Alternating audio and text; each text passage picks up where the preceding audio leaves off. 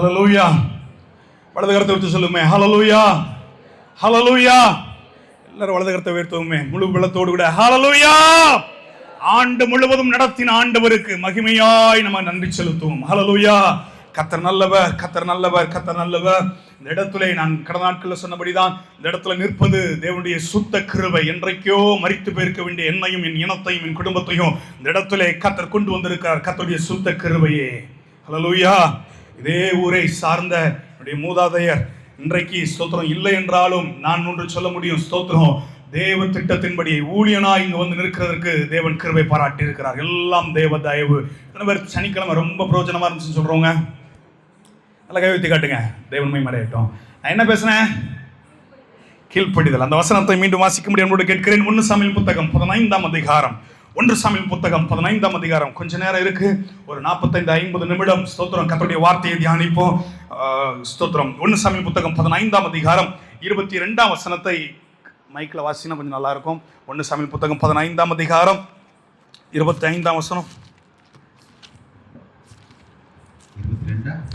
22. அதற்கு சாமுவேல் கர்த்தருடைய சத்தத்திற்கு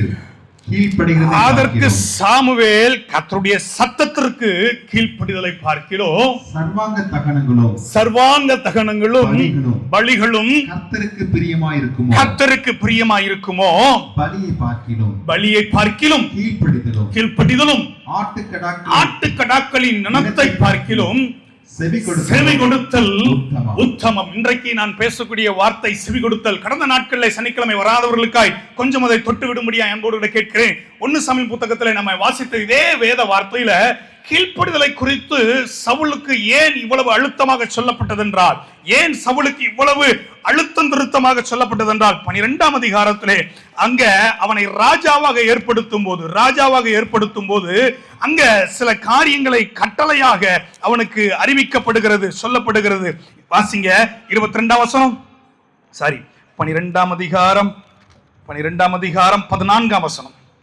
நீங்கள் கர்த்தருடைய வாக்குக்கு விரோதமாய் கலகம் பண்ணாமல் கர்த்தருக்கு பயந்து அவரை சேவித்து அவருடைய சத்தத்திற்கு கீழ்ப்படிந்தால் நீங்களும் உங்களை ஆளுகிற ராஜாவும் உங்கள் தேவனாகிய கர்த்தரை பின்பற்றுவர்களாயிருப்பீர்கள். நீங்கள் கர்த்தருடைய சத்தத்திற்கு கீழ்ப்படியாமல் கர்த்தருடைய வாக்குக்கு விரோதமாக கலகம் பண்ணுவீர்களானால் கர்த்தருடைய கை உங்கள் பிதாக்களுக்கு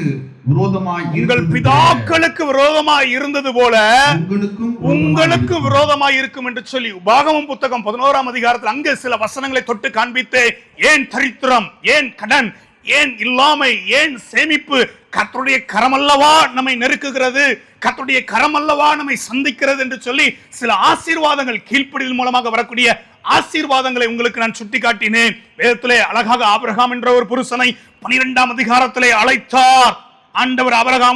ஆபிரகாமை அழைக்கும் போது கர்த்தருடைய சத்தத்துக்கு அவன் செவி கொடுத்து கீழ்ப்படிந்தான்.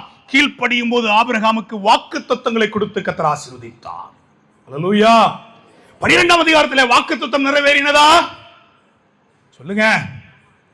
12ஆம் அதிகாரத்தில் வாக்குத்தத்தம் நிறைவேறினதா, நிறைவேறவில்லையா? இல்லை. கீழ்ப்படியும் போது வாக்குகள் பெறலாம். 17ஆம் அதிகாரத்திலே நான் சர்வ வல்லமுள்ள தேவன் எனக்கு முன்பாக நடந்து 75 வயதிலே வாக்குத்தத்தம் பெற்றான் ஆபிரகாம்.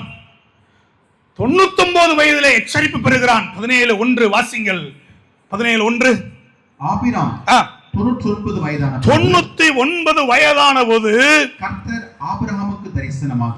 ஆபிரகாமுக்கு தரிசனமாகி நான் சர்வ வல்லமை உள்ள தேவன், நீ எனக்கு முன்பாக நடந்து கொண்டு உத்தமனாயிரு. இங்க 1 சாமுவேல்ல நம்ம வாசித்தோம் அல்லவா, செவி கொடுத்தல் உத்தம் என்று சொல்லி 24 வருடம் கர்த்தரிடத்தில் கீழ்ப்படிதல் மூலமாக வாக்குத்தத்தங்கள் அநேகம் பெற்றுக்கொண்டார். ஆனா தடுமாற்றங்கள் ஆபிரகாம் வாழ்க்கையில காணப்பட்டது.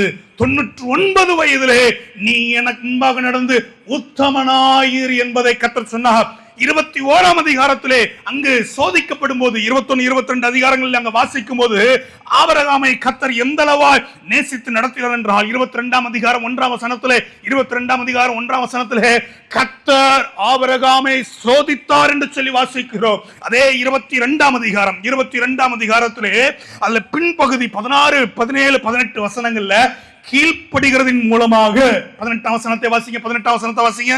நீ என் சொல்லுக்கு கீழ்ப்படிந்த ஆபிரகாமே, நீ என் சொல்லுக்கு கீழ்ப்படிந்தபடினாலே உன் சந்ததிக்குள் பூமியில் உள்ள சகல ஜாதிகளும் ஆசீர்வதிக்கப்படும். தேவனுடைய சொல்லுக்கு செவி கொடுத்து உண்மையாய் கீழ்ப்படியும் போது ஆபிரகாம் ஆசீர்வதிக்கப்பட்டான். ஹல்லேலூயா. 3 எல்கையிலிருந்து ஆபிரகாமை கர்த்தர் பிரித்தார். 1 இனம், சனம், தகப்பன் வீடு, தேசத்தை விட்டு ஆபிரகாமை பிரிக்கிறார். 2 லோத்தை விட்டு ஆபிரகாமை பிரிக்கிறார். 3 ஆகார் ஆகிய சுயசித்தத்தை விட்டு ஆபிரகாமை பிரிக்கிறார்.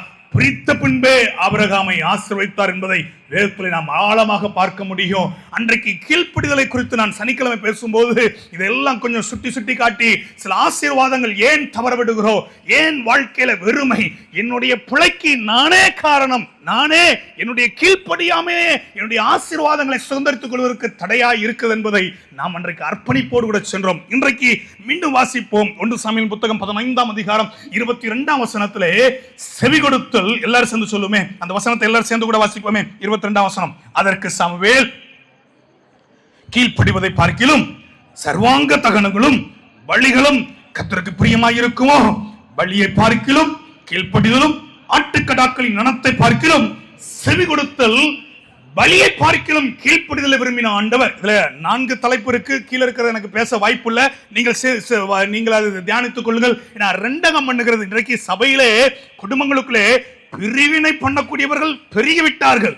இங்க கேட்டு வேதம் சொல்லுது, உன் ஜனத்தின் நடுவே அங்கும் இங்கும், கொஞ்சம் சத்தமா சொல்லுங்க, கோல் சொல்லி தெரியாக தேவ ஜனமே, சபையே, சபைக்குள்ளேயோ குடும்பத்திற்குள்ளேயோ ஒருவர் குறையை இன்னொரு இடத்திலே சுட்டிக்காட்டி குறை பேசுவதற்காக தேவ ஜனமாகி நம்மை அழைக்கவில்லை. அன்பு திரளான பாவங்களை மூடுமாம். ஹல்லேலூயா, ஹல்லேலூயா. எப்படி வேசித்தனம் பாவமோ, எப்படி விபச்சாரம் பாவமோ, எப்படி மதுபானம் பாவமோ, எப்படி போதை வஸ்து பாவமோ, எப்படி கெட்ட வார்த்தை பாவமோ, வேதம் சொல்லுகிறது, பிறனை அவமதிக்கிறவன் பாவம் செய்கிறான். மற்றவர்களை அவமதிப்பது சபையின் வேலை அல்ல, சபை விசுவாச மக்களின் வேலை அல்ல. உங்கள் ஆசீர்வாதத்திற்கு அதெல்லாம் தடையாக மாறிவிடும். நான் ஒன்று சொல்லுகிறேன், செவி கொடுத்தல் உத்தமம், செவி கொடுத்தல் உத்தமம். நாம் செவி கொடுக்க வேண்டும். நாம் எந்த அளவுக்கு செவி கொடுக்கிறோம். கீழே 2 ரெண்டகம் பண்ணுகிறது. அடுத்த வார்த்தை 23ல ரெண்டகம் பண்ணுகிறது. கொஞ்சம் சத்தமா வாசிங்க. சர்ச்சில் உட்கார்ந்து எத்தனை நேரம் இந்த பாவத்தை செஞ்சிருக்கோம். அவளை பத்தியா, இவனை பத்தியா, இவளை பத்தியா, அவளை பத்தியா, அவன் வீட்டை பத்தியா, இவன் வீட்டை பத்தியா. சபைக்கு ஏன் தெரியுமா வரணும், சபைக்கு ஏன் தெரியுமா வரணும், ஆச்சரியமே. இன்றைக்கு நான் அதற்குள்ள போக விரும்பல, இருந்தாலும் அந்த வசனத்தை சுட்டி காட்ட விரும்புகிறேன். எபிரேயர் நிருபம், எபிரேயர் ஆக்கியோன் அங்க 10ஆம் அதிகாரத்திலே, தன்னுடைய 10ஆம் அதிகாரத்திலே அழகாக அழுத்தமாக அங்க எழுதுகிறார். எபிரேயர் 10ஆம் அதிகாரம் 27ஆம் வசனத்தை வாசிங்க. சாரி, 24 மைக்ல வாசிக்க கேட்போமே. மேலும் அன்புக்கும் நற்கிரியைகளுக்கும் நாம் ஏவப்படும்படி. பக்கத்துக்கும் கையை பிடிங்க. அது உங்க அக்காவோ, சித்தப்பாவோ, பெரியப்பாவோ, மாமாவோ, மச்சாவோ, சொந்தக்காரங்களோ இல்லை எதிரியா கூட இருக்கட்டும், கொஞ்சம் கையை பிடிங்க. இப்ப வாசிங்க. மேலும் அன்புக்கும் நற்கிரியைகளுக்கும் நாம் ஏவப்படும்படி. ஒரு சபையில எதை கவனிக்கிறோம்? எதை கவனிக்கிறோம்? ஏவப்படும்படி ஒருவரை கவனித்து சபை கூடி வருதலை சிலர் விட்டு விடுகிறது போல நாமும் விட்டு விடாமல் ஒருவருக்கொருவர் புத்தி சொல்ல கடவுள். பக்கத்துக்கும் கையை பிடிச்சிக்காதுங்களேன். நம்ம சர்ச்சுக்கு எதுக்கு வரோம்? யாரோ சொல்றீங்க, சேலையை பார்க்க தான் நான் வரேன், நகையை பார்க்க தான். இல்லை, நான் சபை கூடி வருது மற்றவருடைய குறைகளையோ நிறைகளையோ பார்ப்பதற்கு அல்ல, அன்பு செலுத்தும்படியாக, நற்கிரியைகளை செய்யும்படியாக தான் சபை கூடி வருகிறோம். ஹல்லேலூயா, ஹல்லேலூயா. தவறுகிறோம் என்றால் 23ஆம் அதிகாரம் 1 சாமுவேல் 15ஆம் அதிகாரம் 23ஆம் வசனத்தை மீண்டும் வாசிங்க. 15ஆம் அதிகாரம் 23ஆம் வசனத்தை வாசிங்க. இரண்டகம் பண்ணுதல். இரண்டகம் பண்ணுகிறது. சபைக்குள் உட்கார்ந்து கொண்டு, குடும்பத்திற்குள் உட்கார்ந்து கொண்டு, தேவ ஐக்கியத்திற்குள், ஊழியத்திற்குள் உட்கார்ந்து கொண்டு இரண்டகம் பண்ணுகிற இப்படிப்பட்ட காரியங்களை வேதம் சொல்லுகிறது. பில்லிசூனிய பாவத்திற்கோ முரட்டாட்டம் பண்ணுதல். என்னனால நான் வசனத்துக்கு கீழ்ப்படிய மாட்டேன், நான் யாரு, என் குலம் என்ன, என் கோத்திரம் என்ன, ஊழியக்காரங்க சொல்றது என்ன, நான் என்ன. நான் அடிக்கடி பொதுவாக ஊழியக்காரங்க ஆயர்கள் மத்தியில், சில வெளி ஊழியர்களுக்கு மத்தியில் பேசுகிறதுக்கு அநேக நேரங்களில் அழைப்பு வரும். அப்போ ஊழியக்காரங்கிட்ட கேட்கும்போது, யோனா தீர்க்க தரிசனம் சொல்லி ஜனங்கள் மனம் திரும்பினாங்களா? ஆமாவா இல்லையா? சத்தம் நான் அன்னைக்கு சொன்ன மாதிரி தான் சொல்கிறேன், எனக்கு இந்த காது கொஞ்சம் விளங்காது, கொஞ்சம் சத்தமாக சொல்லுங்க. யோனா தீர்க்க தரிசனம் சொல்லி ஜனங்கள் மனம் திரும்பினாங்களா? ஆமாவா இல்லையா? ஆமா. ஏசாயா தீர்க்க தரிசனம் சொல்லி ஜனங்க மனம் திரும்பினாங்களா? எரேமியா தீர்க்க தரிசனம் சொல்லி ஜனங்க மனம் திரும்பினாங்களா? எசேக்கியேல் தீர்க்க தரிசனம் சொல்லி ஜனங்கள் மனம் திரும்பினாங்களா? மனம் திரும்புறதுனால ஊழியத்தின் தரம் தெரியாது. ஆனா ஏசாயா, எரேமியா, எசேக்கியேல் சின்ன தீர்க்கதரிசியா பெரிய தீர்க்கதரிசியா? தேவனுடைய பார்வையில கேட்க மாட்டாங்க. எசேக்கியேலுக்கு சொல்லும்போது 3ஆம் அதிகாரத்துல அவங்க எனக்கு செவி கொடுக்கல, உனக்கும் செவி கொடுக்க மாட்டாங்க, அதனால உன்னை நான் இன்னைக்கு தீர்க்கதரிசியாக ஏற்படுத்துகிறேன்னு சொல்றாரு. ஜனங்க கேட்க மாட்டாங்க, அதுக்காக நான் உன்னை ஊழியக்காரனாக வைக்கிறேன் சொல்லி தேவஜனமே சபையில் உட்கார்ந்து கொண்டு, ஐக்கியத்தில் உட்கார்ந்து கொண்டு, குடும்பத்திற்குள் உட்கார்ந்து கொண்டு இப்படிப்பட்ட பிளவுகளும் பிரிவினைகளும் நம் மூலமாக வரும் என்றால் நாம் ஆசீர்வதிக்கப்படவே முடியாது. ரெண்டகம் பண்ணுகிறது, முரட்டாட்டம் பண்ணுகிறது, யார் என்ன சொன்னா என்ன, நான் இப்படிதான் இருப்பேன் என்பதற்கு அல்ல. தேவஜனமே அழகாக சகோதரர்கள் பாட்டு பண்ணாங்களே, ஆமா, யாரை நீ சேவிப்பாய், கர்த்தரையே சேவிப்பது ஆகாததென்று. பக்கத்துல உங்களை பார்த்து சொல்லுங்களேன், முகத்தை பார்த்து சொல்லுங்களேன். கர்த்தரையே சேவிப்பது ஆகாததென்று கண்டா,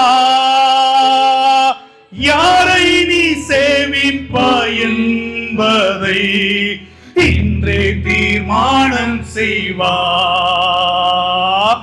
யாரை நீ சேவிப்பாய் என்பதை இன்றே தீர்மானம் செய்வார்.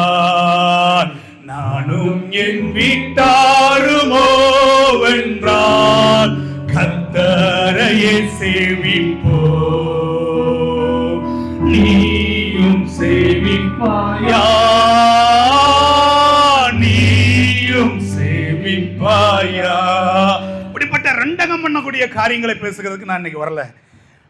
முரட்டாட்டம் பண்ணக்கூடியவர்களை பற்றி பேசுவதற்கு நான் வரல. அதற்கு முந்தி 22ஆம் வசனத்திலே செவி கொடுத்தல் உத்தமம் என்று சொல்லி வாசித்தோம். ஆபிரகாம் 17ஆம் அதிகாரத்திலே ஆண்டவர் சொல்லுகிறார், நான் சர்வவல்லமுள்ள தேவன், நீ அன்பாக நடந்து கொண்டு உத்தமனாயிரு.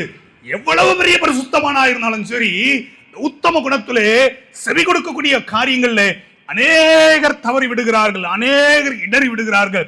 ஆபிரகாமை குறித்து 12ஆம் அதிகாரம் 10ஆம் வசனத்தில் வாசிக்கும் போது, ஆதியாகமத்தின் புத்தகம் 12ஆம் அதிகாரம் 10ஆம் வசனத்தில் வாசிக்கும் போது, அந்த தேசத்திலே பஞ்சம் உண்டாயிற்று, தேசத்திலே பஞ்சம் கொடிதாயிருந்தபடியால் ஆபிரகாம் எகிப்திலே தங்கும்படி அவ்விடத்திற்கு போனா.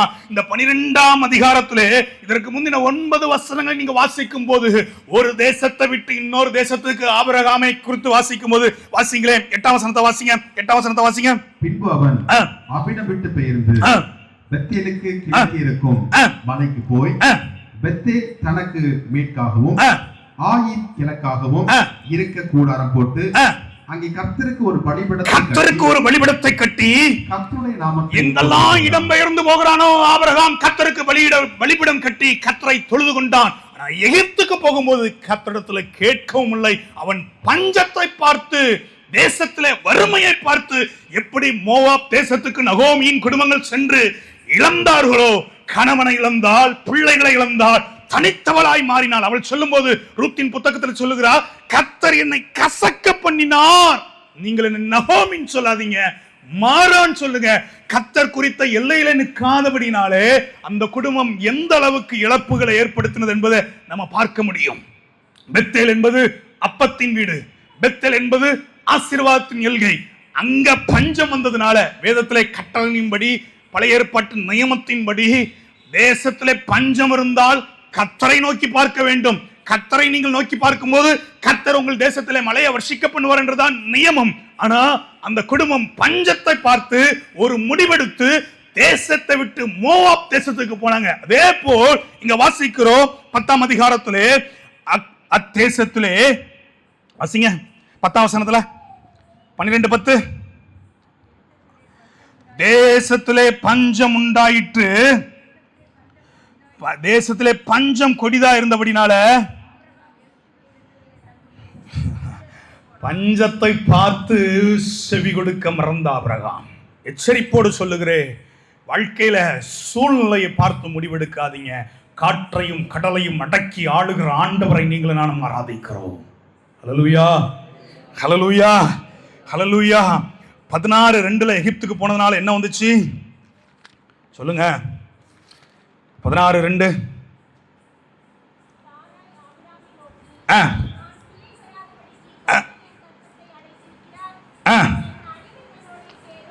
போதும்.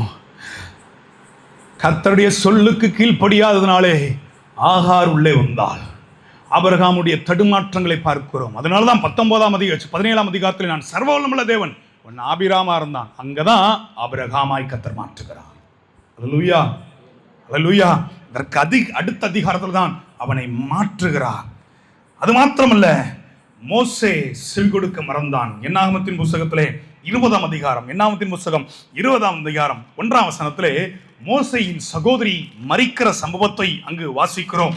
ஒரு முறை கண்மலையை பார்த்து அடி என்று சொன்னா தண்ணீர் வந்தது. ஆனா இந்த இடத்துல என்னாகும் 20ஆம் அதிகாரத்திலே நீங்கள் 1ஆம் வசனத்திலே வாசிக்கும் போது அங்க வாசிங்க, இஸ்ரவேல் புத்திரரின் சபையார் எல்லாரும் 1ஆம் மாதத்தில் சீன் வனாந்திரத்திலே சேர்ந்து ஜனங்கள் காதேசிலே தங்கியிருக்கையில் மிரியாம் மரணம் அடைந்து அங்கே அடக்கம் பண்ணப்பட்டாள்.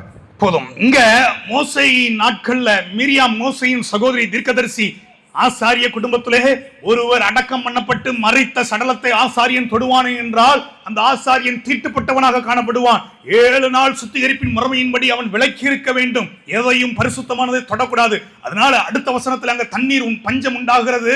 சனங்கள் எல்லாம் கூக்குரலிடுகிறார்கள். மோசே ஆண்டவர் நோக்கி பார்க்கும்போது கண்மலை அடிக்கின்னு சொல்லவில்லை, கண்மலையை பார்த்து பேசு என்று சொன்னா. அவன் என்ன சொன்னா? மனமதிரி அடித்து விட்டான். ஜனங்களின் வார்த்தைக்கு அங்க சூழ்நிலை நிமித்தம் ஆபிரகாம் செவி கொடுக்க மறந்தா, இங்க மோசே சுற்றி இருக்க ஜனத்தின் நெருக்கத்து நிமித்தம் செவி கொடுக்க மறக்கிறான். செவி கொடுக்க மறக்கிறான். சுத்தி இருக்கிற ஜனத்தின் நெருக்கத்து நிமித்தம் அவன் செவி கொடுக்க மறந்து விடுகிறான். ஏன்னா அவன் பரிசுத்தமானதை தொட்டுவிட முடியாது. பேசு என்று சொன்னார். மோசேக்கும் ஆரோனுக்கும் அங்க இந்த அதிகாரத்தை வீட்டில் சென்று வாசிங்க. பேசவில்லை. இதற்கப்புறம் இன்னும் தொடர்ந்து சிம்சோனுடைய சம்பவத்தை வாசிக்கும் போது அவன் செவி கொடுக்க மறக்கிறான். அவன் பிறப்பு, அவனுடைய தாயார் தகப்பனாரின் பேர் என்ன? சிம்சோனின் தகப்பனார் பேர் என்ன சொல்லுங்க? மனோவா. யோவான் சானனுடைய தகப்பனார் பேரு சகரியா. 2 பேருடைய அழைப்பும், யோவான் சானனுடைய அழைப்பும் சிம்சோனுடைய அழைப்பும் கிட்டத்தட்ட ஒரே மாதிரி. இஸ்ரவேலை ரட்சிக்க, இஸ்ரவேலை மீட்பதற்காக அவருடைய விரதம், அவருடைய அழைப்பு, திராட்சை ரசத்தை புசிக்க கூடாது என்று சொல்லி 2 பேருக்கும் ஒரே விதமாக தாய் தகப்பனுக்கு ஆலோசனை கொடுக்கப்பட்டு வளர்த்த பிள்ளை. அங்கு மனோவாவின் மனைவிக்கு தேவதூதன் தரிசனமாகி பேசுகிறான். இங்கு சகரியாவுக்கு தரிசனமாகி தேவதூதன் பேசுகிறான். 2 பேருக்கும் கிட்டத்தட்ட ஒரே மாதிரி இருந்தாலும் ஒரு பெற்றோர் கர்த்தருக்கு கீழ்ப்படிந்து உத்தமமான ஒரு யோவான் சானனை வளர்த்தெடுத்து இயேசு கிறிஸ்துவுக்கு வழியை ஆயத்தப்படுத்துகிறவனாக, அவரையிலும் நான் சிறியவன் என்று சொல்லி நான் சிறுக அவர் பெருக, அவர் பாதரட்சியின் வாரை அவிழ்க்கிறதுக்கு நான் தகுதி அல்ல, இதோ உலகத்தின் பாவத்தை சுமந்து தீர்க்கிற தேவ ஆட்டுக்குட்டி என்று சொல்லி இயேசு கிறிஸ்துவை அடையாளம் காண்பித்துக் கொடுக்கக்கூடிய ஒரு யோவான் சானனை சகரியா எலிசபெத் தம்பதி வளர்த்து எடுத்தார்கள். ஆனா இதே போல் ஒரு ஆலோசனை பெற்ற மனோவாவின் குடும்பமும் தேவ சமூகத்திலிருந்து கீழ்ப்படிதனாலே ஆசீர்வாதங்களை பெற்றுக் கொண்டார்கள். ஆனா செவி கொடுக்க மறக்கிறதுனால தடுமாற்றங்கள் அங்கு வருகிறது. சிம்சோன் எப்ப விழுந்தான்? தெளிலாளின் மடியிலே படுக்கும்போது விழல, அதுக்கு முன்பாகவே என்றைக்கு திராட்சை தோட்டத்துக்குள்ளே சென்றானோ அன்றே விழுந்து விட்டான். என்றைக்கு செத்த பிரேதமாகிய சிங்கத்தை தொட்டானோ அன்றைக்கே அவன் விழுந்து போனவனாக மாறிவிட்டான். விழுந்து போனது நிமித்தம் காலங்கள் என்ன கொண்டு வந்தது? கானானிய மற்ற ஸ்திரீகள் மேல அவனுக்கு ஈர்ப்பு வந்தது. மனநோவு உண்டாக்கத்தக்க சில காரியம் நடந்தது. வேசின் இடத்துல போனான். பின்புதான் தெளிலாளர் இடத்துல வருகிறான். வெளனை இழந்து கண் பிடுங்கப்பட்டவனாக, வேடிக்கை காட்டுகிறவனாக அவனை மாற்றிவிட்டார்கள். தேவஜனமே, செவி கொடுக்க மறந்த சூழ்நிலையை பார்த்து ஆபிரகாம் செவி கொடுக்க மறந்தான். சுற்றி இருக்கிற ஜனத்தின் நெருக்கத்தை பார்த்து மோசே செவி கொடுக்க மறந்தான். சிம்சோனை குறித்து பார்க்கிறோம். தன்னுடைய இச்சை நிமித்தம், தன்னுடைய ஆசை நிமித்தம், தன்னுடைய விருப்பத்தை நிமித்தம் செவி கொடுக்க கர்த்தருடைய வாக்கை விருப்பத்தோடு செய்வதற்கு அவன் இடம் கொடுக்கவில்லை. இன்னும் ஒருத்தரை காட்டி கொடுக்க வேண்டும் என்றார். 1 சாமுவேல் புத்தகத்தில் 15ஆம் அதிகாரத்தில் நாம் வாசிக்கிறோமே, சவுலை குறித்து பார்க்கும் என்றார். சவுலுக்கு ஆண்டவர் 12ஆம் அதிகாரத்திலே அழுத்தமாக சொல்லுகிறார், நீ கர்த்தருடைய சொல்லுக்கு கீழ்ப்படியவில்லை என்றால், செவி கொடுக்கவில்லை என்றால் கர்த்தருடைய கோபம் உன் மீது எவ்வளவாய் பற்றி எரியும் என்பதை எச்சரிப்போடு சவுலை அனுப்புகிறார். அவன் கீழ்ப்படிய மறுக்கிறான். கர்த்தர் சவுலை ராஜாவாக்கின நிமித்தம் மனஸ்தாபப்பட்டார் என்று எழுதுகிறது. இன்றைக்கு குடும்பமாய் வந்திருக்கிறோம். சபையில ஏதோ ஒரு பங்களிப்பு செலுத்திக் கொண்டிருக்கிறோம்.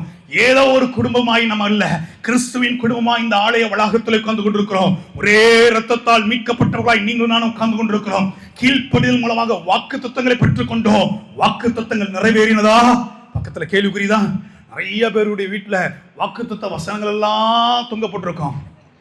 ஒரு வாக்குத்தத்தை சொல்றேனே, நீ நீர்ப்பாய்ச்சலான வற்றாத இருப்ப. எப்ப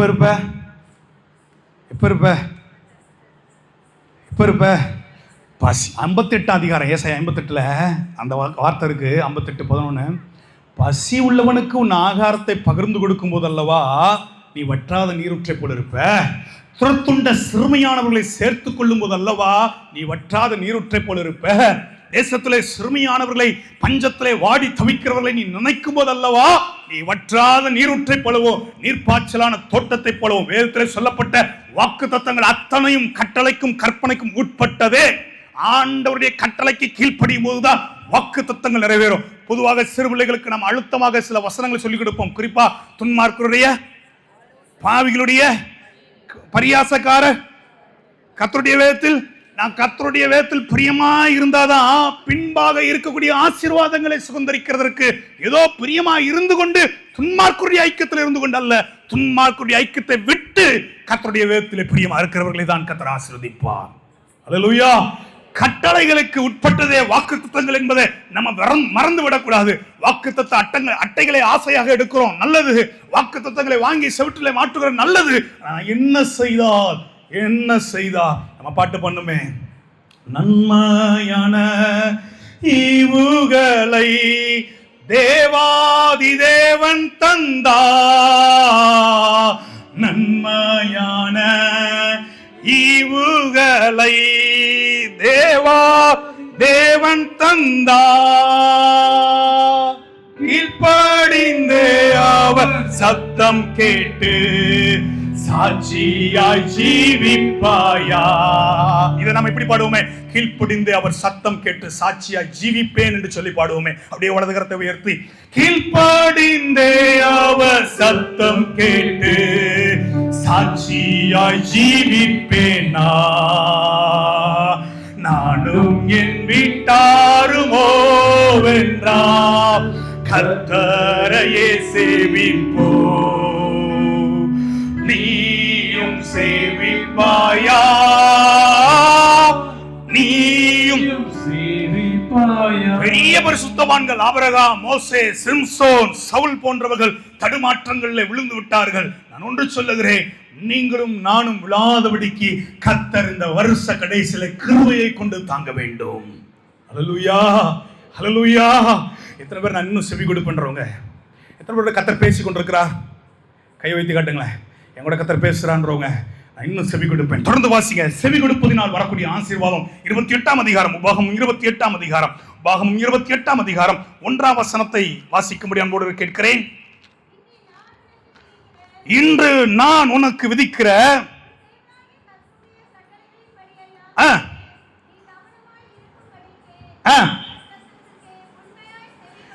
கர்த்தருடைய சத்தத்திற்கு உண்மையாய் செவி கொடுப்பாயானால்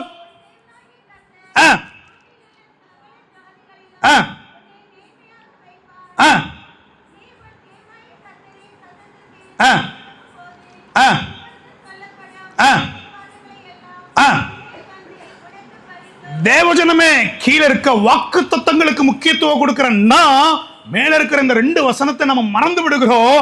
நான் செவி கொடுக்கும் போதெல்லாம் யாருடைய சத்தத்திற்கு? கர்த்தருடைய சத்தத்திற்கு.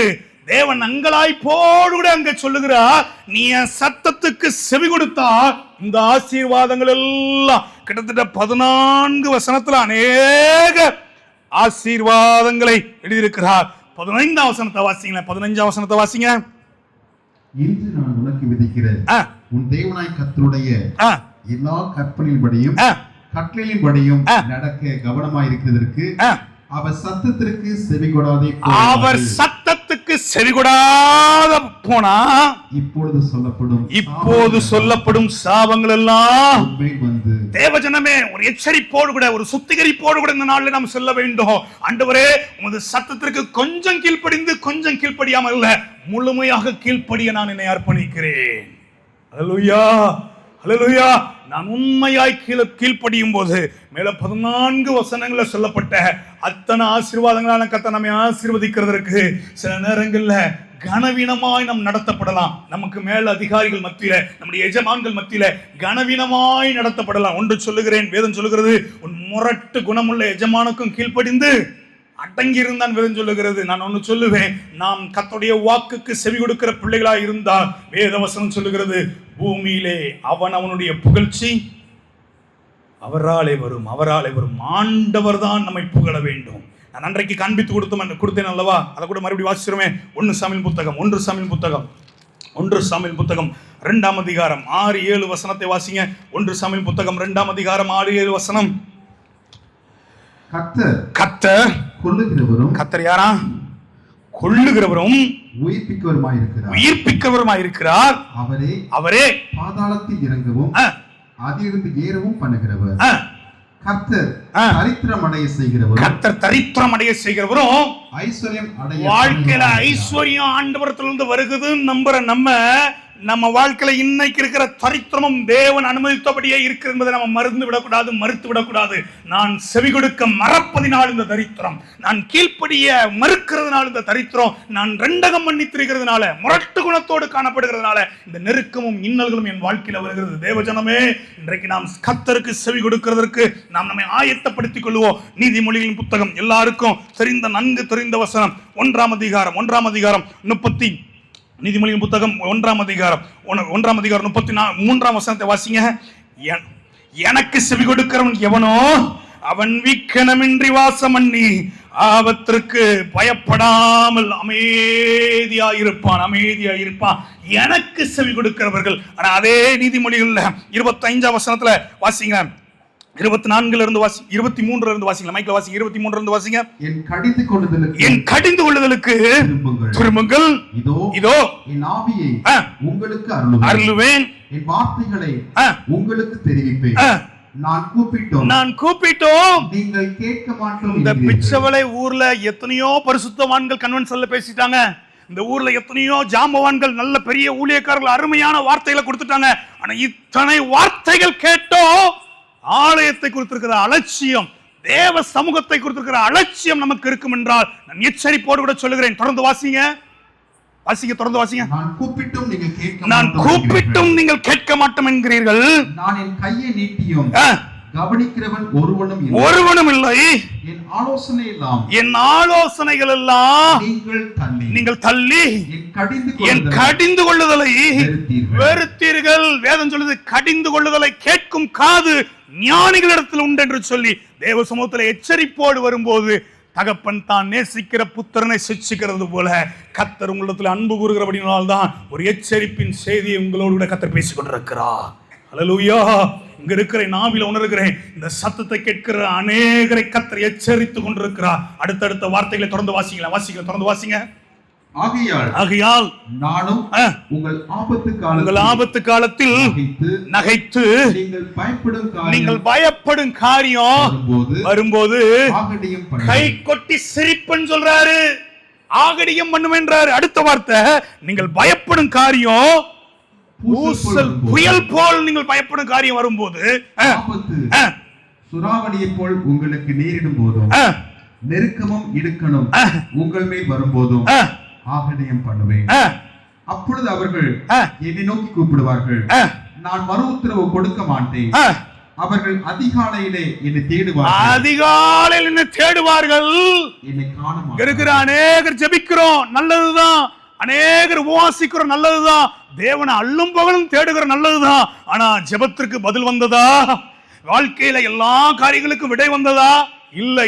ஏன்னா 78ஆம் சங்கீதத்தை கையில வைத்துக் கொள்ளுங்கள். 78ஆம் சங்கீதத்திலே அங்கு இஸ்ரவேல் ஜனங்களுடைய முரட்டு குணத்தை அங்கு எழுதி வைத்திருக்கிறார். கடினமான அந்த இருதயத்தை அங்கு அழுத்தமாக எழுதி வைத்திருக்கிறார். 78ஆம் சங்கீதம்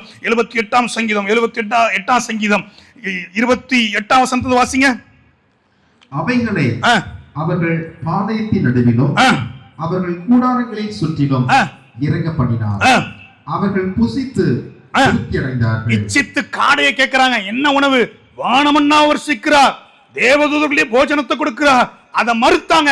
இறைச்சியை கேட்கிறாங்க, இச்சைத்து விரும்புறத கேட்கிறாங்க. நம்ம விரும்பினத நிறைய நேரங்கள்ல அடையும் போது, நான் ஜெபித்தேன், கர்த்தர் கேட்டார், எனக்கு பதில் கொடுத்தார். இல்லங்க, இல்ல. அந்த வசனத்தை வாசிங்களேன், தொடர்ந்து வாசிங்க. அவர் இச்சித்ததை அவர்களுக்கு கொடுத்தார். இச்சித்தத வாலிபர்கள் மத்தியில் ஊழியம் பண்றதுனால, நிறைய வாலிபர்களோடு நான் இருக்கிறதுனால நான் ஒன்று சொல்லுவேன்.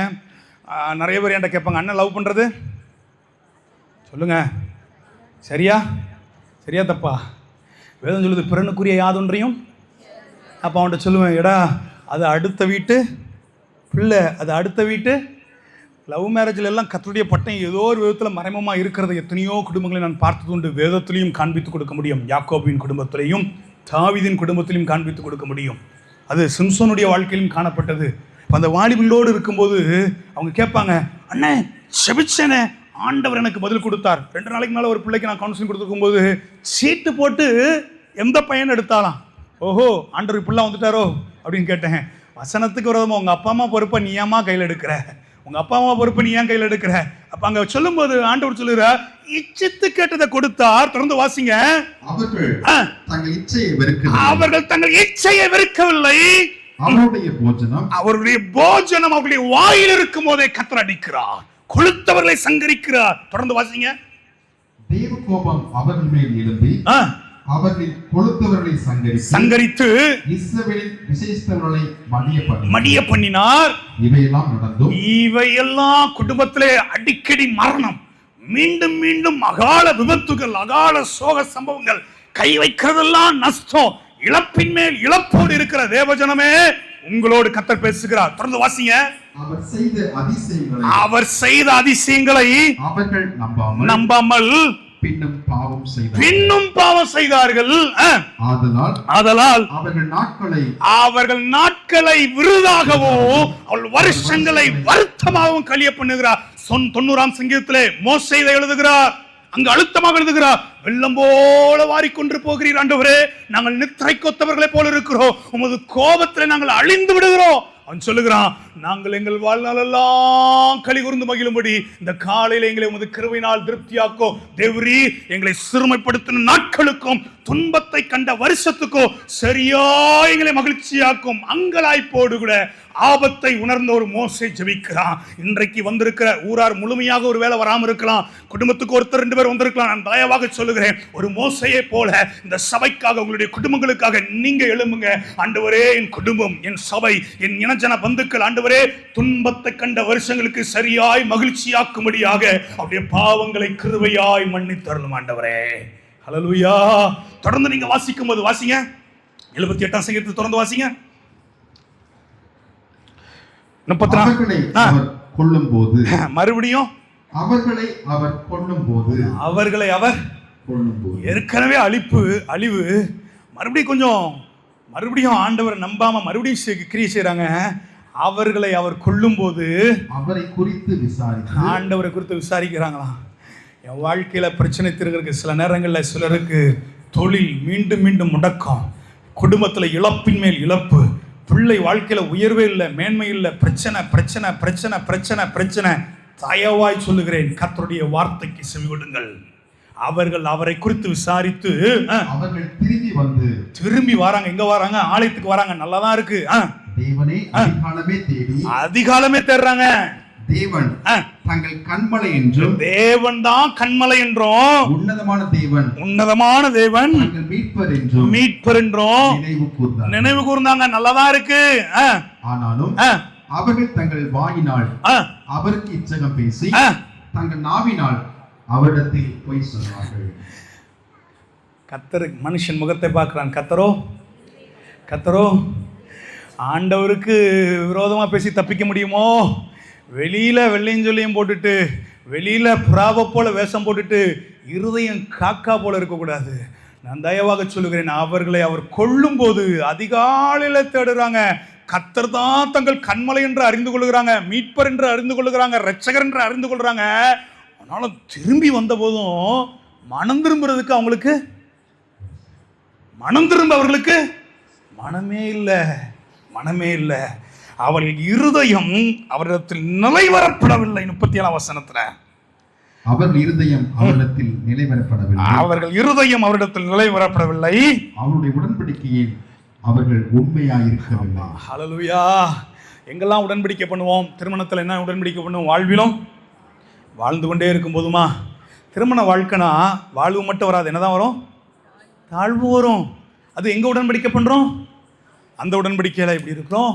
பிள்ளை தேவ சமூகத்திலே பிரதிஷ்டை செய்யும் போது, கர்த்தருடைய சமூகத்தில் தென்பகுதியிலே அதை ஞானஸ்தானம் என்று சொல்லுவோம். பிரதிஷ்டை செய்யும் போது பிள்ளைய கர்த்தருடைய சமூகத்தில் உமக்கு முன்பாக உண்மை உத்தமமாக நான் வளர்ப்பேன், என் பிள்ளைய உங்களுடைய சித்தத்தின்படி ஒப்பு கொடுப்பேன், நான் இதை செய்வேன் அதை செய்வேன்றோம். உடன்படிக்கையில போய் சொல்றோமா? கர்த்தருக்கு விரோதமா எங்க போய் சொல்லுவோம்? 4 பேர் மத்தியிலையா? ஜெபத்துல, அந்தரங்க ஜீவிதத்துல, அதிகாலையில் தேடி வரும்போது, ஆண்டவரை பார்க்கும்போது, நான் இப்படி இருப்பேன் அப்படி இருப்பேன். வருஷந்தோறும் தீர்மானம் எடுப்போம். புதிய வருட ஆராதனைகள்ல இந்த வருஷம் நான் இதெல்லாம் செஞ்சிருவேன், ஆண்டவருக்காக நான் இதை செஞ்சிருவேன் அதை செஞ்சிருவேன். மதி மயங்கி இப்படிப்பட்ட பொருத்தனைகளை செய்ய வேண்டாம். நான் தயவாக சொல்லுவேன், தேவஜனமே, நான் ஒன்றை வேண்டுதலோடு கூட இரக்கமாய் நான் தயவாக கெஞ்சி கேட்கிறேன். ஆண்டவருக்கு செவி கொடுக்க வேண்டும் என்றால் முழுமையாக திரும்புவோம். என்னுடையதை அல்ல, என்னையே கர்த்தர் எதிர்பார்க்கிறார். அல்லேலூயா, அல்லேலூயா. ஆண்டவர் நமக்கு பிச்சை போடணுமா? நம்ம ஆண்டவருக்கு பிச்சை போடணுமா? நிறைய பேருக்கு நான் கொடுத்துதான் கோயில் வாழுது, நான் கொடுத்துதான் ஆண்டவர் வாழ்றாரு. ஆண்டவருக்கு ரெக்கமெண்டுக்கு ஆளே கழுத பேசும், சேவல் பேசும். யாரையும் கொண்டு கர்த்தர் ஊழியத்தை நடத்துவா? என்னாலதான் இது நடந்ததுன்னு சொல்லாதீங்க. உபாகமத்துல வாசிக்கிறோம். உபாகமத்தின் புத்தகம் 7ஆம் அதிகாரம், உபாகம் 7ஆம் அதிகாரம், உபாகம் 8ஆம் அதிகாரம் 17ஆம் வசனத்தை வாசிங்க. 17ஆம் வசனத்தை வாசிங்க. 8:17. என் சாமர்த்தியமும் என் கைபலனும் இந்த ஐஸ்வர்யத்தை எனக்கு சம்பாதித்ததென்று நான் வேலை பார்த்துட்டேன், ஒரு மாசம் முழுவதும் கடுமையா உழைக்கிறேன், எனக்கு இது இல்ல. கர்த்தருடைய கிருபையினால் வேலைக்கு செல்ல கர்த்தர் எனக்கு உதவி செய்தார். கர்த்தருடைய கிருபையினால் அநேகரை போஷிக்கிறதுக்கு உதவி செய்தார். கர்த்தருடைய சித்தம், கர்த்தருடைய கிருபை, கர்த்தருடைய இரக்கம். இன்றைக்கு நாங்களும் என் குடும்பமும் பிழைக்கிறோம் என்ற நல்ல அறிக்கை செய்ய பழகுவோம். போகட்டும். செவி கொடுத்தல் உத்தமம். அந்த 78ஆம் சங்கீதத்திலே அங்க அழுத்தமாக சொல்லுகிறா, அதிகாலையில தேடுறாங்களா, திரும்பி வராங்களா, கண்மலை என்று தெரிந்து கொள்ளுகிறாங்களா, ஆனா கர்த்தருக்கு விரோதமாக இச்சகம் பேசி விடுகிறார்கள். தேவஜனமே, மீண்டும் இத்தனை ஆண்டுகள் 2025 வரைக்கும் ஒரு கதையை போல நாளை கழிச்சேன். நாலு பிறக்கிறதும் தெரியல, முடிகிறதும் தெரியல. இதை வீணா சுற்றி திரிகிறேன், வீணான அலுவல்காரியாக நான் மாறுகிறேன் சொல்லி கதையை போல கழித்து கொண்டேன். சத்தத்தை கேட்கிற தேவஜனமே, நான் தயவாக சொல்லுகிறேன், கர்த்தரிடத்துல திரும்பும் போது கையின் பிரயாசங்களை கர்த்தர் ஆசீர்வதிக்க போதுமானவராய் இருக்கிறார். அல்லேலூயா, அல்லேலூயா. எத்தனை பேருக்கு என் கையின் பிரயாசங்கள் ஆசீர்வாதமாய் மாற வேண்டும் என்று சொல்லி ஆசைப்படுறீங்க? 128ஆம் சங்கீதம் எல்லா திருமணத்திலையும் வாசிப்போம். 128ஆம் சங்கீதம். கர்த்தருக்கு பயந்து அவர் வழிகளில் நடக்கிற மனுஷன் எவனோ அவன். அடுத்து சொல்றாரு, உன் கைகளில் நான் இன்னைக்கு என் கையின் பிரயாசத்தை வட்டிக்காரன் சாப்பிடக்கூடாது, மருத்துவமனை சாப்பிடக்கூடாது. ஆண்டவரே, நாங்கள் சாப்பிட தேவராஜ்யத்துக்கு அது பிரயோஜனமா இருக்க ஆண்டவர் உமக்கு பயப்படுகிற பயத்தை நீர் எங்களுக்கு தருவீராக ஆண்டவரே. ஹல்லேலூயா, ஹல்லேலூயா. ஒருவேளை உங்க பிள்ளைக்கு வேலை இல்லாம, கணவனுக்கு வேலை இல்லாம அலைந்து திரிகிற அனுபவம் இருக்கலாம். நான் எச்சரிப்போடு சொல்லுகிறேன், நாம் கர்த்தரிடத்துல திரும்பும் போது, கர்த்தருக்கு நேராய் திரும்பும் போது நம்முடைய வீட்டாரை உணர்வு உள்ளவர்களாய் மாற்றுகிறதற்கு ஆண்டவர் போதுமானவராய் இருக்கிறார். ஹல்லேலூயா. தேவ பிள்ளைகள் சும்மா இருந்தன்னு சாகிற வரைக்கும் வேதத்துல யாரும் சொல்லல. நம்ம வாயில அந்த வார்த்தை அதுவே ஒரு விதமான சாபம்தான். ஹல்லேலூயா, ஹல்லேலூயா. தாவீது சொல்லுகிறான், என் கைகளை பொறுக்கும், என் விரல்களை. கர்த்தர் தான் யுத்தத்தில் வளரல. தாவீது உட்கார வச்சு யுத்தம் பண்ணலாம்ல. தாவீது தான் நல்லா ஆராதனை பண்ணுறான்ல. நிறைய நேரங்களில் வாழ்க்கையில் ஏன் பிரச்சனை உங்கள் கையை பலப்படுத்துறாருங்க. Any new level in new டெவல் இன் ஃபேஸ் அப்படின்னு. எந்த ஒரு புதிய பாதையும் புதிய புதிய பிசாசு பிரச்சனை வரதான் செய்யும். நாம் பயந்திட வேண்டாம். மேற்கொள்ளுகிறதற்கு ஆண்டவர் நம் பட்சத்தில் இருக்கிறார். ஜெயம் என்று எழுதப்பட்டாயிற்று. அல்லேலூயா. எந்த பிரச்சனையும் மேற்கொள்ளுகிறதுக்கு ஆண்டவர் பலன் தருவார். தொடர்ந்து வாசிங்க நீதிமொழியின் புத்தகம். செவி கொடுக்கிறவர்களை குறித்து சில காரியங்கள் அங்கே எழுதப்பட்டிருக்கிறது. நீதிமொழியின் புத்தகம் 8ஆம் அதிகாரம் 34ஆம் வசனத்தை வாசிங்க. நீதிமொழிகள் 8ஆம் அதிகாரம் 34ஆம் வசனம். என் வாசல் படியில் நித்தமும் விழித்திருந்து. என் வாசல் படியில எப்படியா நித்தமும் விழித்திருந்து. என் கதவு நிலை அருகே காத்திருந்து. கதவு நிலை அருகே காத்திருந்து எனக்கு செவி கொடுக்கிறவன் மனுஷன் பாக்கியவான், பாக்கியவான். எப்படியா? என் வாசப்படியில நித்தம் விழித்திருக்க வேண்டும். தினந்தோறும் தேவ சமூகத்துல ஓடி போங்க. என் குடும்பத்துக்கு தேவையான ஆலோசனை கொடுங்க, என் சபைக்கு தேவையான ஆலோசனைகள் கொடுங்க. அவன் பாக்கியவான் என்று சொல்லி ஏசாயா தீர்க்கதரிசனத்தின் புத்தகம் 51ஆம் அதிகாரம் 1ஆம் வசனம், 51ஆம் அதிகாரம் 1ஆம் வசனம், 51ஆம் அதிகாரம் 1ஆம் வசனத்தை. நீதியை பின்பற்றி கர்த்தரை தேடுகிற நீங்கள் எனக்கு செவி கொடுங்கள். நீங்கள் வெட்டி எடுக்கப்பட்ட கண்மலையும். யாரா வெட்டி எடுக்கப்பட்ட கண்மலையும், நீங்கள் தோண்டி எடுக்கப்பட்ட துறவின் குழியையும் நோக்கி பாருங்கள். தோண்டி எடுக்கப்பட்ட துறவின் குழியையும் நோக்கி பாருங்க. அவரை நோக்கி பாருங்க. கர்த்தர் மாற்றி விடுகிறதுக்கு கர்த்தர் போதுமானவராக இருக்கிறார். ஹல்லேலூயா. இன்னொரு வசனம் கூட நான் காண்பித்துக் கொடுக்க விரும்புகிறேன். செப்பனியா தீர்க்கதரிசனத்தின் புத்தகம், செப்பனியா தீர்க்கதரிசனத்தின் புத்தகம் 3ஆம் அதிகாரம் 20ஆம் வசனத்தை வாசிங்க. அக்காலத்திலே உங்களை கூட்டிக் கொண்டு வருவேன், அக்காலத்திலே உங்களை சேர்த்துக் கொள்ளுவேன். உங்கள் கண் காண நான் உங்கள் சிறையிருப்பை திருப்பும் போது பூமியில் உள்ள சகல ஜனங்களுக்குள்ளும் நான் உங்களை கீர்த்தியும். நல்லதா இருக்கு, கீர்த்தியா புகழ்ச்சியா வைப்பு நல்லா இருக்கு. ஆனா சிறையில இருக்கும் போது வைக்க மாட்டேன். சிறை வாழ்வு திருப்பப்படும் போது தான் வைப்பேன். ஆனா சிறை வாழ்வு எப்படி இருக்கான்? 1ஆம் வசனத்தை வாசிக்கும் போது, இடுக்கண் செய்து ஊத்தையும் அழுக்குமாயிருக்கிற நகரத்துக்கு ஐயோ. 2ஆம் வசனத்தை வாசிங்க. அது தேவ சத்தத்துக்கு செவி கொடுக்காததுனால சிறையிருப்பின் அனுபவத்தில் இருக்கிறது. அது கடிந்து கொள்ளுதலை ஏற்றுக்கொள்ளவில்லை. அது கர்த்தரை நம்பவில்லை. அது தன் தேவனிடத்தில் சேரவில்லை. அதனால கீர்த்தியான அனுபவம் புகழ்ச்சியான அனுபவம் இல்லாதபடி இருக்கிறது. தேவஜனமே, நான் தயவாக சொல்கிறேன், நீங்கள் வெட்டி எடுக்கப்பட்ட கண்மலை என்பதை மறந்து விடாதீங்க. பிரித்தெடுக்கப்பட்ட தேவஜனம் என்பதை மறந்து விடாதீங்க. உலகம் முழுவதும் அசுத்தம் இருந்தது. ஆனால் நோவா ஒரு உத்தமனாக காணப்பட்டான். கர்த்தருடைய கண்களில் கிருபை பெற்றவனாக காணப்பட்டான். உலகமே அழிந்து போனாலும் கிருபை பெற்ற நோவாவை காப்பது கர்த்தருடைய வேலை. அல்லேலூயா, அல்லேலூயா, அல்லேலூயா. ஆபிரகாம் நீதிமானா? ஆபிரகாம் நீதிமானா? எனக்கு நான் மீண்டும் சொல்றேன், எனக்கு இந்த காது கொஞ்சம் விளங்காது. கொஞ்சம் சத்தமா சொல்லுங்க. ஆபிரகாம் நீதிமானா? ஆமா இல்லையா? ஆமான்றவங்க மாத்திரம் வலதுகரத்தை உயர்த்தி. லோத்து நீதிமானா? ஆமா தானே? யார் ஆசீர்வதிக்கப்பட்டா? லோத்து நீதிமான் தானே, ஆசீர்வதிக்கப்பட்டிருக்கலாம்ல. ஏன்னா அவன் நீதிமானா இருந்த வரைக்கும் பாதுகாப்பு பலமா இருந்துச்சு. தேவதூதர்கள் பிடித்து கொண்டு நிற்காத, சமபூமி எங்க நிற்காத, மலைக்கு ஓடுன்னு சொல்றாங்க. அவன் ப்ளீஸ் பண்றான். மலைக்கு போனா கால் வலிக்கும், கை வலிக்கும், ஆலயத்துக்கு போனா அதை செய்யும் இதை செய்யும். இல்லை தேவஜனமே, அவன் சொல்லிட்டான், இல்லை நாங்கள் இந்த சமபூமிக்கு பார்க்குறோம், இப்படி போறோம் போது போனதின் விளைவு அம்மோன் புத்திரர்கள், போனதின் விளைவு மோவாப்பின் புத்திரர்கள், அசுத்த உறவோடு கூட அங்கே நடந்தது. கிருபை பெற்றவன் தான் லோத்து. நீதிமான் தான் ஆசீர்வதிக்கப்பட முடியல, ஆசீர்வதிக்கப்பட முடியல. இன்னொரு சுபாவம் அவனுக்கு காணப்பட்டது. கீழையே பார்த்தான். சோவாருக்கு போகிற வழியை போல, எகிப்த போல, கர்த்தருடைய தோட்டத்தை போல இருக்கு. இந்த தேசம் என் குடும்பத்துக்கு நல்லா இருக்கும், இதை செஞ்சா என் குடும்பத்துக்கு பிரயோஜனமா இருக்குன்னு சொல்லி ஆபிரகாமாகிய நீதிமான் வானமும் பூமியும் படைத்த வல்ல தேவனிடம் இருந்தே வானமும் பூமியும் படைத்த என்ன கடங்கா நன்மைகள் வருமே என் கண்கள் ஏறெடுப்பே. என்ன கடங்கா நன்மைகள் வருமே என் கண்கள் ஏறெடுப்பே. எனக்கு தாசை வரும் பர்வத நிராயேன் கண்கள் ஏறெடு. கைகளை நல்லா அசைத்து சொல்லுவோமா? எனக்கு தாசை வரும் பர்வத நிராயேன் கண்கள் ஏறெடுப்பேன். மலைகள் பய நகன்றினோ நிலை மாறி புவி நகன்றினோ. மலைகள் பெயர் நகன்றினோ மாறிடுமோ அவர் கிருபை என்னாலும் ஆறுதல் எனக்கவரே.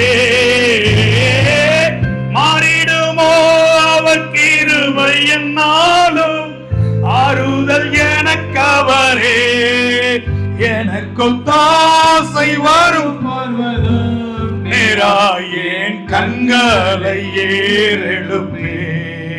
ஹல்லேலூயா, ஹல்லேலூயா.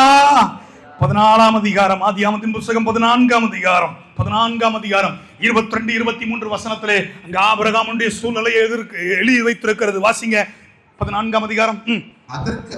அதற்கு ஆபிராம் சோதோமின் ராஜாவை பார்த்து ஆபிராமை ஐஸ்வர்யனாக்கினேன் என்று நீ சொல்லாதபடிக்கு ஒரு சரட்டையாகிலோ பாதரட்சியின் வாரையாகிலோ யாதொன்றையோ வானத்தின் பூமி உடையவராகிய உன்னதமான தேவனாகி கர்த்தருக்கு நேராக கைகளை ஏறெடுக்கிறேன். தேவஜனமே, லோத்து கண்ணு கீழே பார்த்துச்சு, நீதிமானாகி ஆபிரகாமின் கண் மேல பார்த்தது. வருஷ கடைசியில என்ன தீர்மானம் எடுக்க போகிறோம்? என்ன தீர்மானம் எடுக்க போகிறோம்? என் வாழ்க்கையில உலக சம்பத்து, மேன்மை, ஐஸ்வர்யம், ஆஸ்தியை பார்த்து தேவனை விட்டு விலகி சபிக்கப்பட்ட சந்ததியாய் மாற போகிறோமா? கர்த்தரை பார்த்து ஆசீர்வாதம் உள்ள பக்தி உள்ள ஒரு சந்ததியை பெற்றெடுக்க போகிறோமா? ஹல்லேலூயா, ஹல்லேலூயா. வருஷ கடைசியில் வந்திருக்கிறோம், மேல பார்ப்போம். ஆமே. ஆபிரகாம் ஐஸ்வர்யவானாய் கர்த்தர் மாற்றினான், செல்வச்சீமான் என்று சொல்லி எலியேசர் அவனை குறித்து சாட்சி சொல்லுகிறான். எவ்வளவு உயர்வு வந்த போதும் அவன் கண் ஐஸ்வர்யத்தின் மீது போகவில்லை, அவனுடைய கண்ணை கர்த்தர் மீதே பதிய வைத்தான். ஹல்லேலூயா. எத்தனை பேர் அப்படிப்பட்ட ஒரு நீதிமானாய் என்னை மாற்றுங்கன்றவங்க? ஹல்லேலூயா. வாழ்க்கையில கீழே பார்க்குறவங்கள கட் பண்ண பழகுங்க. லோத்தை கட் பண்ணதுக்கு அப்புறம் தான் ஆபிரகாம் கூடிய வாழ்க்கையில கர்த்தருடைய கிரியை பார்க்க முடிஞ்சு. ஹல்லேலூயா. எப்படிப்பட்ட நீதிமான்களோடு நம்முடைய ஐக்கியம் இருக்கிறது? தொடர்ந்து வாசிங்க, தொடர்ந்து நீங்க அடுத்த ஸ்தோத்திரம் எரேமியா தீர்க்கதரிசனத்தின் புத்தகம் எரேமியா 7:23. எரேமியா 7:23. என் வாக்குக்கு செவி கொடுங்கள், என் வாக்குக்கு செவி கொடுங்கள், அப்பொழுது நான் உங்கள் தேவனாயிருப்பேன், அப்பொழுது நான் உங்கள் தேவனாயிருப்பேன், நீங்கள் என் ஜனமாயிருப்பீர்கள், நீங்கள் என் ஜனமாயிருப்பீர்கள். நான் உங்களுக்கு கற்பிக்கும் எல்லா வழியிலும் நீங்கள் உங்களுக்கு நன்மை உண்டாகும் படிக்கு நடவுங்கள் என்கிற விஷயத்தையே அவர்களுக்கு சொல்லி கட்டளையிட்டேன். போதும். நன்மை உண்டாகிறதுக்கு செவி கொடுங்க.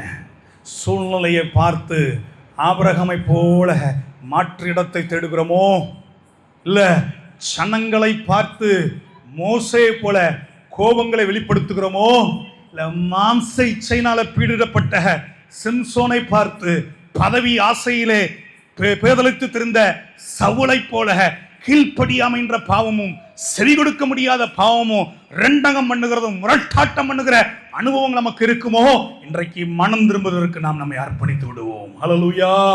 எத்தனை பேர் கர்த்தர் பேசுகிறார்? எத்தனை பேர் கர்த்தர் பேசுகிறார்? கை வைத்து காட்டுங்களா கர்த்தர். ஹல்லேலூயா. வருஷ கடைசி கீழ்ப்படியை நான் அர்ப்பணிக்கிறேன். எசேக்கியேல் தீர்க்கதரிசனத்துல அங்கலாய்ப்போடு அந்த ஜனத்தை, கீழ்ப்படியாத ஜனத்தை ஆண்டவர் எசேக்கியேலுக்கு இப்படி அறிமுகப்படுத்துகிறார். 3:7 எசேக்கியேல் 3:7 எசேக்கியேல் தீர்க்கதரிசனத்தின் புத்தகம் 3ஆம் அதிகாரம் 7ஆம் வசனத்தை வாசிங்க. இஸ்ரவேல் வீட்டாரை எனில் உனக்கு செவி கொடுக்க மாட்டார்கள், எனக்கே செவி கொடுக்க மாட்டோம், செவி கொடுக்க மாட்டேன்னு சொல்றாங்களே, உனக்கு எப்படிப்பா செவி கொடுப்பேன்னு சொல்லி அங்க எசேக்கியேலுக்கு சொல்லுகிறார். நீங்கள் இஸ்ரவேல் வீட்டாரை போல இருக்க போறீங்களா, இல்ல தேவன் விரும்பக்கூடிய வீடாய் மாற போகிறதா? ஹல்லேலூயா. யோசுவா சொல்லுகிறான், நானும் என் வீட்டாருமோ என்றால் கர்த்தரையே செவிக்கிற குடும்பமாய் மாறப்போகுதா, இல்லை இஸ்ரவேலை போல அந்த ஜனத்தை குறித்து 12ஆம் அதிகாரம் எசேக்கியேல் 12ஆம் அதிகாரம் 8-9 வசனத்தை வாசிங்க.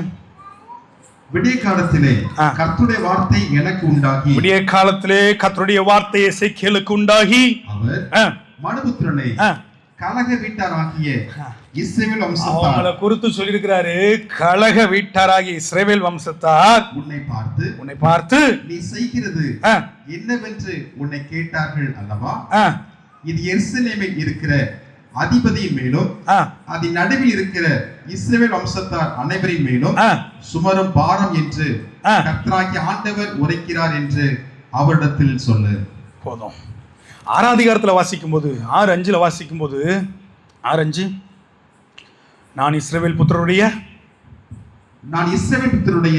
பிரேதங்களை அவருடைய நரகலான விக்கிரகங்களின் முன்னே கிடக்க பண்ணி பலிபீடங்களை சுற்றிலும். ரொம்ப வேதனையான வசனம், ரொம்ப வேதனையான வசனம். இஸ்ரவேல் புத்திரருக்கு என்னவா? விக்கிரகமா? தேவ ஆலயத்தில் வந்திருக்கிற நம்முடைய வாழ்க்கையில விக்கிரக பாவம் வந்துவிடவே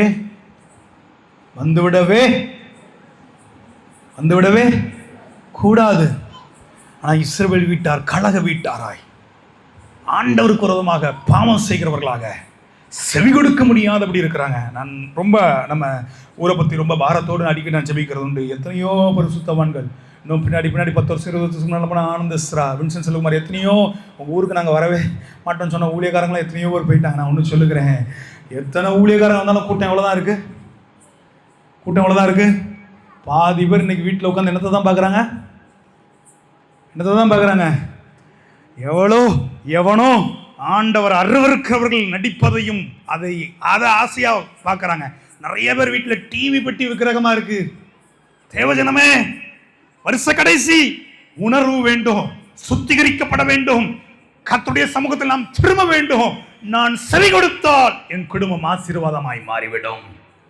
என் நாட்களை விருதாவாக கர்த்தர் மாற்ற மாட்டார். என் வருஷங்களை வருத்தத்திலே கர்த்தர் கழிய பண்ண மாட்டார். என்னை ஆசீர்வதிக்க அவர் ஆயத்தமா இருக்கிறார். நான் முதல் நாள்ல சுட்டி காட்டினது போல இஸ்ரவேலை ஆசீர்வதிப்பதே கர்த்தருக்கு.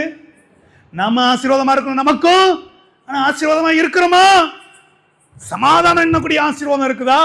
நிம்மதியாய் உறங்கக்கூடிய ஆசீர்வாதம் இருக்குதா? இல்லையே. தேவஜனமே, இன்றைக்கு கர்த்தருடைய வார்த்தைக்கு நேராக திரும்புவோம். யாரோ நமக்காக ஜெபிக்க அல்ல, குடும்பத்தில் நாம் எழும்புவோம். ஆண்டவருக்காக கீழ்ப்படிய, ஆண்டவருடைய சித்தத்தை செய்ய, ஆண்டவருடைய வாக்கை நிறைவேற்றுகிறதற்கு நான் என்னை அர்ப்பணிக்கிறேன் என்று சொல்லி கடைசியாக 1 சாமுவேல் புத்தகம் 15 22 23 வசனத்தை மீண்டும் வாசித்து முடித்து விடலாம். 1 சாமுவேல் புத்தகம் 15. அதற்கு சாமுவேல் கர்த்தருடைய சத்தத்திற்கு கீழ்ப்படிதலை பார்க்கிறோம். சர்வாங்க தகனங்களும் பலிகளும் கர்த்தருக்கு பிரியமாயிருக்குமோ பலியை பார்க்கிறோம். ஆட்டுக்கடாக்களின் இனத்தை பார்க்கிறோம் செவி கொடுத்தலோ உத்தமம். இந்த உத்தமமான காரியத்துக்கு என்னை அர்ப்பணிக்கிறேன்றவங்க மாத்திரம் எழுப்பி நிற்போம். தேவ சமூகத்திலே செவி கொடுக்கிறதுக்கு என்னை அர்ப்பணிக்கிறேன், கீழ்ப்படி அர்ப்பணிக்கிறேன்றவங்க மாத்திரம் எழுப்பி நிற்போம். தேவ சமூகத்திலே நான் யாரையும் கட்டாயப்படுத்த விரும்பல.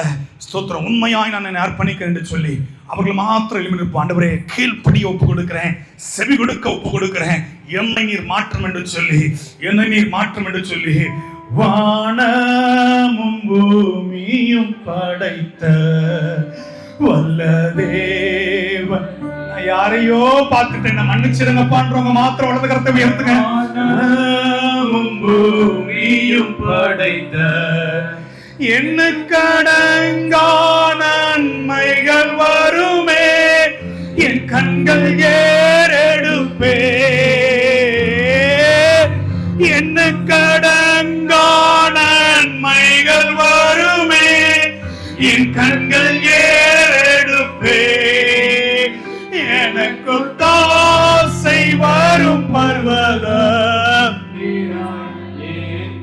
கரங்களை ஏறெடுப்பே. யாக்கோப்புக்கு எத்தனை செல்வங்கள் இருந்தாலும், எத்தனை வேலைக்காரர்கள் இருந்தாலும், வாழ்க்கையில பிரச்சனைன்னும் போது எல்லாரையும் ஒதுக்கி வைத்து விட்டு, எல்லாவற்றையும் ஒதுக்கி வைத்து விட்டு முழுவதும் கர்த்தரிடத்தில் போராடினா. எல்லாரும் கண்ணை மூடுங்க, வாலிப பிள்ளைங்க எல்லாரும் கண்ணை மூடுங்க, பின்பாக இருக்கிற எல்லாரும் கண்ணை மூடுங்க, எல்லாரும் கண்களை மூடுங்க. ஸ்தோத்திரம். என் கூட கர்த்தர் பேசியிருக்கிறான்றவங்க மாத்திரம் வலது கரத்தை உயர்த்துங்க. ஆண்டவரே, என் கூட கர்த்தர் பேசியிருக்காரவங்க மாத்திரம் அப்படி நல்லா வலது கரத்தை உயர்த்தி எல்லா கண்ணை மூடுங்க. யாரும் கண்ணை திறந்து கூடாது. நான் செவி கொடுக்க என்னை அர்ப்பணிக்கிறேன். ஆண்டவரே, செவி கொடுக்க அர்ப்பணிக்கிறேன், செவி கொடுக்க அர்ப்பணிக்கிறேன். கர்த்தருடைய வார்த்தைக்கு நேராய் திரும்புகிறேன். என் குடும்பத்தில் நடக்கக்கூடிய இழப்புக்கு காரணம் நானே, என் சபையில ஏற்படக்கூடிய கலகத்துக்கு காரணம் நானே. நானும் என் தகப்பன் வீடுமோ என்றால் பாவம் செய்தோ, எங்களை மன்னியும் என்று சொல்லி ஸ்தோத்திரம் வாய்களை திறந்து கேட்போமா? ஆண்டவரே, எங்களை நீர் மன்னியும், என்னை நீர் மன்னியும். ஆண்டவரே, என்னை நீர் மன்னியும், என்னை நீர் மன்னியும், என்னை நீர் மன்னியும், என்னை நீர் மன்னியும், என்னை நீர் மன்னியும், என்னை நீர் மன்னியும். ஆண்டவரே, ஆண்டவரே, என்னை நீர் மன்னியும். என் வாழ்க்கையில சமாதான குலைச்சலுக்கு காரணம் நானே. என் வாழ்க்கையில ஆண்டவரே எல்லா நெருக்கத்துக்கும் இன்னலுக்கும் காரணம் நானே. என் கீழ்ப்படியாமை என்னுடைய பாவம், செவி கொடுக்கிறது ஆண்டவர் காரியங்கள்ல நான் தவறினது. நிறைய நேரங்கள்ல உங்களுடைய வார்த்தைக்கு நான் செவி கொடுக்கல, எத்தனையோ நேரங்கள்ல உணர்த்தியோ நான் கீழ்ப்படியல. என்ன நீங்க மன்னிச்சிருங்கப்பான்றவங்க மாத்திரம் 2 கைகளை உயர்த்தி, அப்படியே 2 கைகளை உயர்த்தி, glory to Jesus, glory to Jesus, glory to Jesus. கர்த்தருடைய ஆவியானவர் நமத்தில் அசைவாடி கொண்டிருக்கிறார். தேவ பிரசன்னம் நமத்திலே அலைகளையாய் அலைகளையாய் இறங்கி கொண்டிருக்கிறது. கர்த்தருடைய மகிமையை நான் காண்கிறேன். தேவ ஜனமே, தேவ ஜனமே, தேவ ஜனமே, இஸ்ரவேலை ஆசீர்வதிப்பதே கர்த்தருக்கு பிரியம். கேளுங்களேன், தேவரீர் எங்களை சிறுமைப்படுத்தின நாட்களுக்கோ, நாங்கள் துன்பத்தை கண்ட வருஷங்களுக்கோ சரியா எங்களை மகிழ்ச்சியாய் மாற்றும், என் குடும்பத்தை மாற்றும், என்னை மாற்றும், என் வீட்டை மாற்றும். ஆண்டவரே, எங்களை அர்ப்பணிக்கிறோம், அர்ப்பணிக்கிறோம், அர்ப்பணிக்கிறோம், அர்ப்பணிக்கிறோம், அர்ப்பணிக்கிறோம், அர்ப்பணிக்கிறோம். ஆண்டவரே, thank you Lord, glory to Jesus, hallelujah, thank you Lord, thank you Lord, thank you Lord.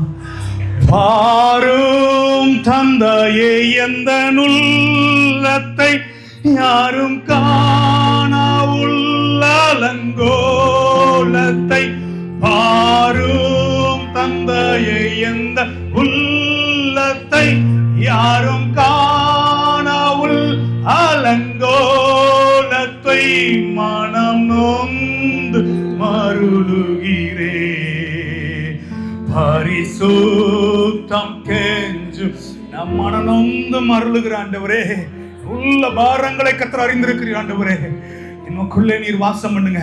எத்தனை பேருடைய வீட்டில் உள்ளத்துல இயேசு வர வேண்டும். இன்றைக்கு நான் வந்த வண்ணமாக திரும்பி போக கூடாது. என்னை மாற்றும் ஆபிரகாமை ஆபிரகாமாய் மாற்றின ஆண்டவர், யாக்கோபை இஸ்ரவேலாய் மாற்றின ஆண்டவர், என்னை நீர் மாற்றும் என்று சொல்லி பரிசுத்தர் கூட்டம் நடுவில் சொலித்தீடும் சுத்த ஜோதியே, அருவியே யுவேலையில் ஆடியா நெஞ்சம் வாரீரோ, அருவியே யுவேலையில் ஆடியா நெஞ்சம் வாரீரோ, மீன் கேட்டால் பாம்பை அருள்வாருண்டோ, கல் தீன கொடுக்கும் பெற்றோருண்டோ, மீன் கேட்டால் பாம்பை அருள்வாருண்டோ, கல் தீன கொடுக்கும் பெற்றோருண்டோ, பொல்லாத கூட செய்திடா நற்பீதானலம் அருள்வா,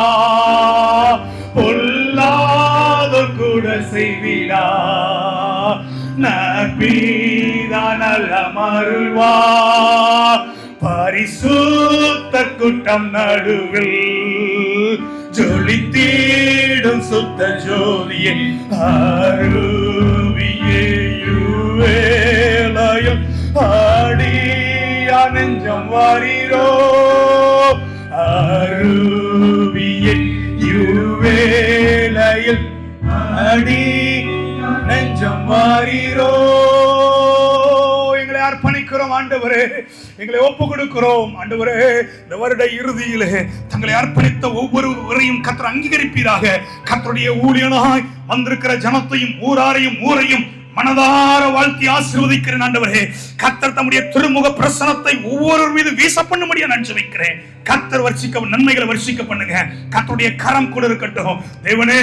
நீர் கூட இருந்து உம்முடைய ஜனத்தை வழி நடத்துவீராக.